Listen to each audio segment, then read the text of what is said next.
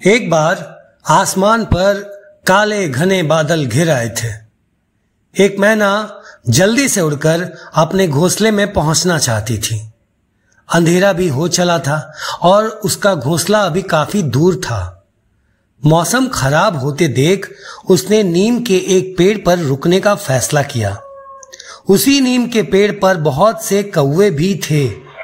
जैसे ही उन कौवों की नजर उस मैना पर पड़ी, वे कांव कांव करते हुए मैना पर टूट पड़े और कहने लगे, हमारे पेड़ पर से तुम भाग जाओ। मैना ने डरते हुए कहा, भाई पेड़ तो सबका होता है और फिर मौसम भी खराब है, कभी भी बरसात हो सकती है। तुम लोग मुझ पे तरस खाओ और कुछ देर मुझे यहाँ रुकने दो। हो सकता है कि बरसात कुछ देर बाद बंद हो जाए और मैं अपने स्थान पर लौट जाऊं। परंतु कौवों ने मैना की एक भी नहीं सुनी। अंततः बेचारी मैना उनके भय से भयभीत होकर एक पेड़ से उड़कर दूसरे पेड़ पर जाकर बैठ गई। संयोग से उस पेड़ की एक डाली टूटी होने के कारण वहां कोटर बन गया था। मैना उसी कोटर में जाकर बैठ गई। कुछ ही देर में तेज बरसात होने लगी और ओले भी बरसने लगे। मैना तो दूसरे पेड़ के कोटर में बैठी होने के कारण ओलों से सुरक्षित थी, किंतु कौवों में भगदड़ मच गई।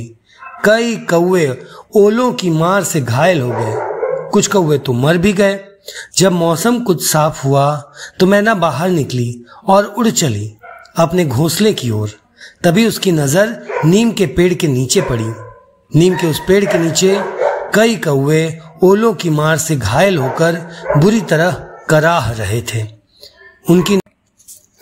उनकी नजर जब मैना पर पड़ी तो उनमें से कौवे ने मैना से पूछा, तुम प्रकृति के इस भीषण कहर से कैसे बच गई? मेरी मदद तो भगवान ने की है, क्योंकि मैंने उन्हें सच्चे दिल से याद किया था और मुझ में तुम्हारी तरह घमंड भी नहीं था, इसलिए मैं बच गई। मैना उड़ते हुए बोली। कथा सार यही है कि संकट में पड़े किसी भी प्राणी की सहायता अवश्य ही करनी चाहिए। उस समय छोटे बड़े का भेद करना ठीक नहीं है। कौवे जिस पेड़ पर बैठे थे उस पर उन्होंने मैना को नहीं बैठने दिया।